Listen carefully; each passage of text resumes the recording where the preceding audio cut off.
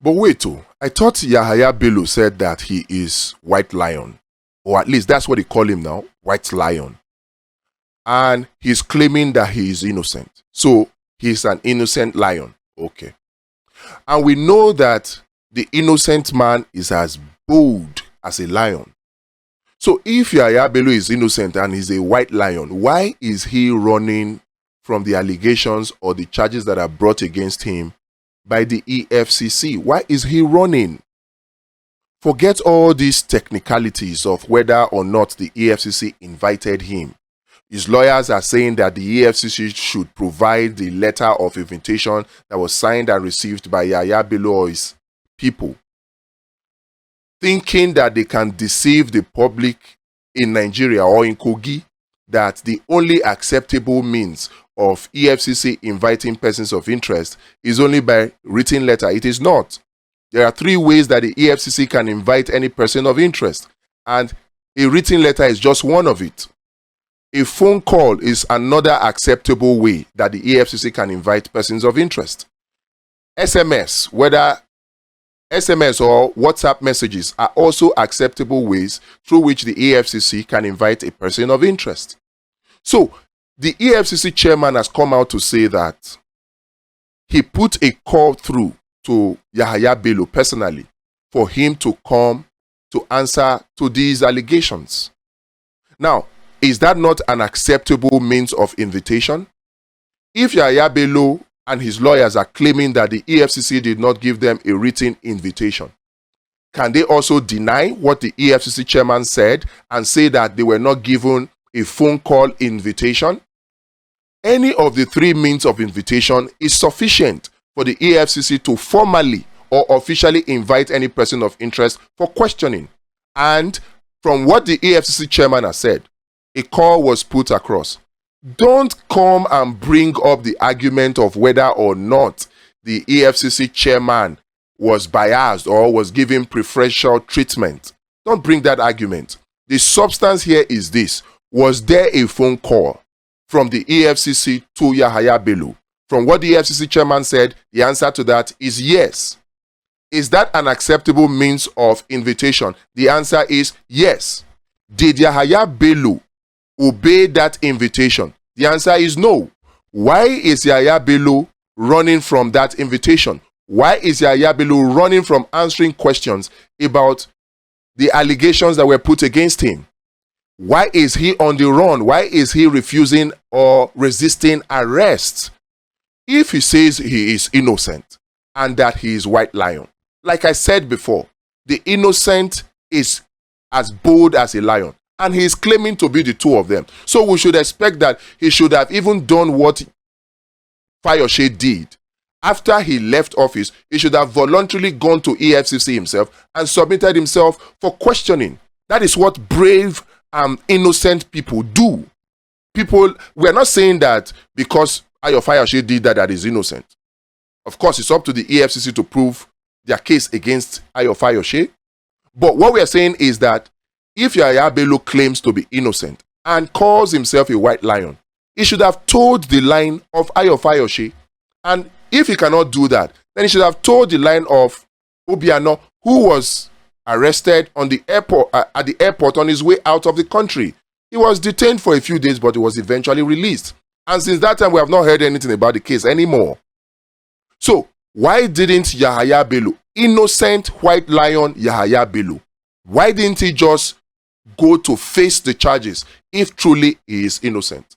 Or is there something he is hiding? Is the issue of the $720,000 that he took from government money to pay his child's school fees, is that what is scaring him? Or could it be true that the 80 billion naira that the EFCC has said that he laundered, could it be true that he did it? Is that what is scaring him? Let Yahaya Bello come out and tell Nigerians what is really scaring him. Because I am not sure it is because of arrest. He will not be the first person to be arrested. He will not be the last. He will not be the first former governor to be arrested. He will not be the last. What is the big deal in arrest? Anyway, I don't think it's arrest that he's afraid of. I think he's afraid of something else. For those of you that were rejoicing that 500 lawyers are protesting or protested the attempted arrest of Yahaya Bello. Aha, I have news for you. Don't rejoice yet, because the NBA has come out to say that those 500 people were not lawyers. The NBA is the body that is in charge of the Nigerian law school. The NBA is the body that, after any lawyer graduates from the university, trains that lawyer in law school for 1 year and accredits that lawyer, giving the lawyer a license to practice as a lawyer in Nigeria. So if anybody is a lawyer in Nigeria, and anybody should know who a lawyer is in Nigeria, it's the NBA. So for the NBA to come out to make a categorical statement that the leader of those group of 500 persons that claimed to be lawyers marching in defense of democracy or lawyers marching in defense of the rule of law, please, the public is hereby informed that those people are not lawyers.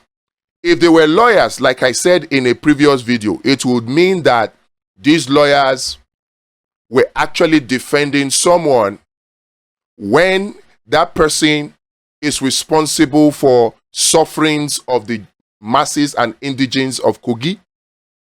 It is not wrong for people to protest. In fact, according to what the NBA said, despite the fact that citizens and indigents of Nigeria reserve the right to protest, to air their grievances, that these people were not doing it on behalf of the NBA, that in fact these people were not lawyers.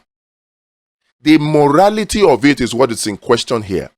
When the indigents of Kogi were suffering under the administration of Yahaya, why do I say administration? Under the rule or misrule of Yahaya Bello for 8 years in Kogi, receiving percentage salary, wallowing in poverty and hunger. Somebody who is supposed to be collecting 80,000, collecting 15,000 at the end of the month. In fact, in most months, Yahaya Bello will simply refuse to pay, asking that the civil servant should dash him that month's salary. With all the sufferings that these people went through, these 500 group of lawyers, they did not know to come out to defend the interest of the indigents of Kogi at the time. They didn't. But now that Yahaya Bello has been called to come and answer for allegations of laundering 80 billion naira of Kogi state money, using 720,000 US dollars of Kogi state money to pay for his child's school fees abroad in advance. Just a few days before his handover. This $720,000 case is not in 2015. It's not in 2014. It was in 2024 January here, a few days before the handover of Yahaya Bello. 720,000 US dollars of Kogi state money that the EFCC is saying that Yahaya Bello used to pay for his child's school fees in advance. Haba. If there is anybody that lawyers should be protesting to defend, should it not be the people of Kogi state? Should it not be the civil servants that collected percentage pay, 10%, 20%, 15% for 8 years of Yahaya Bello's misrule of Kogi state? Is that not the people that lawyers should be defending? Rather than focus on substance, some of these people who claim to be parading themselves as lawyers are defending the person of Yahaya Bello. Thank God that the NBA has come out to say that these people are not lawyers. So you have it there for you. Yahaya Bello must come and answer for his crimes or alleged crimes. No individual, no group can stop the prosecution of any individual in Nigeria. If a law enforcement agency has a case against anybody, that person must face those allegations and prove himself innocent. Of course, they are innocent until proven guilty. So why the fear? Why is Yahaya Bello on the run? Why?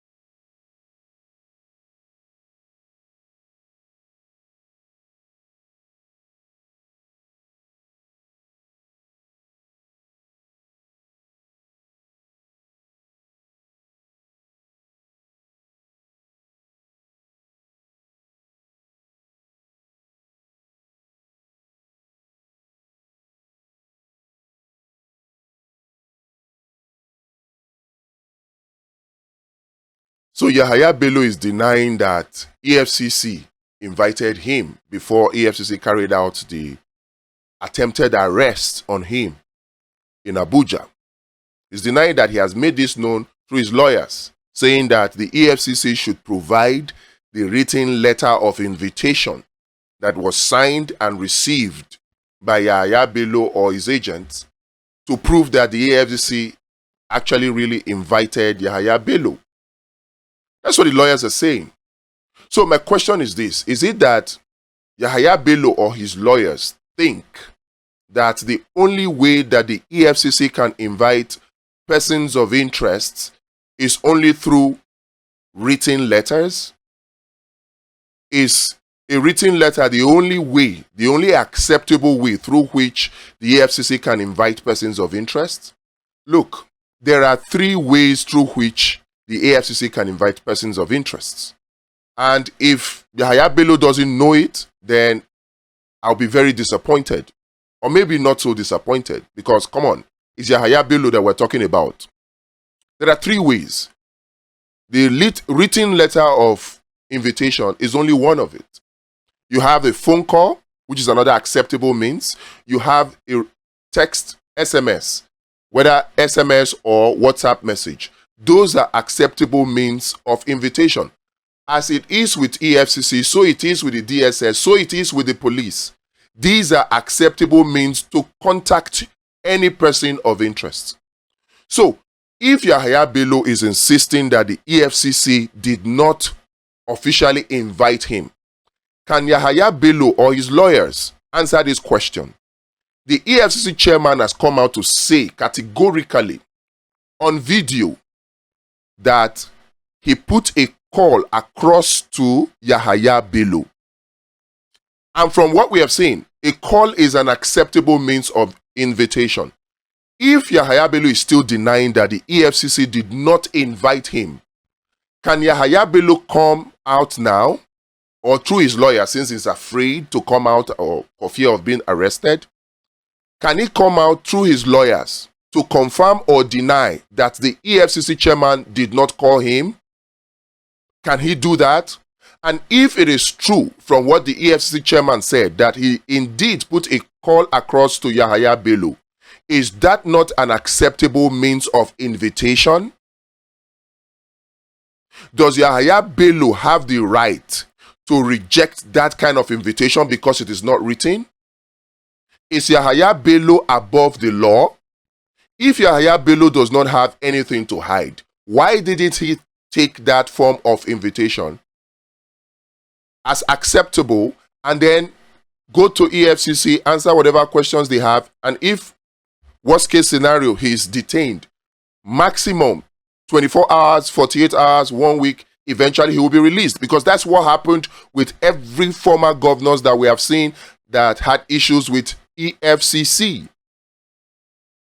So can Yahaya Bello say effectively that the EFCC did not invite him when it is on record that the EFCC put a call across to him? Let us be very careful what we defend. The EFCC, it's doing its job. I know that many of us have bias against the EFCC. I should have bias against the EFCC. I have gone through an ordeal with the EFCC, my wife and I know how harrowing that experience was. But at the end of the day, I know that the EFCC is only doing its job. Can the EFCC be overreaching sometimes? Of course, the EFCC can be overreaching sometimes. But in the case of Yahaya Bello at hand right now, before we argue that the EFCC did not invite Yahaya Bello, or while we are doing that argument, can we at least focus on the substance of the matter, noting that the EFCC can invite through calls, which the EFCC did? Can we focus on the substance of the matter? The allegations here are that 82 billion naira was laundered from government account. And out of that money, staff of the state house, government house in Kogi, were sent with some of the money to go to Bureau de Change the money to dollar, And EFCC says that Yahaya Bello used that money, $720,000 to pay for his child's school fees in advance, because he knows that he was leaving office in a few months. This was in January of 2024. For those of you arguing that, oh, the case that is filed or the charges that were filed against Yahaya Bello were from 2015, it is not true. Take the advice of the EFCC chairman. Go and apply for the CTC of the charges that are brought against Yahaya Bello. You'll see that this charge of laundering $720,000 is part of it. And that was in 2024 January, a few days before the handover of Yahaya Bello to current Governor Ododo.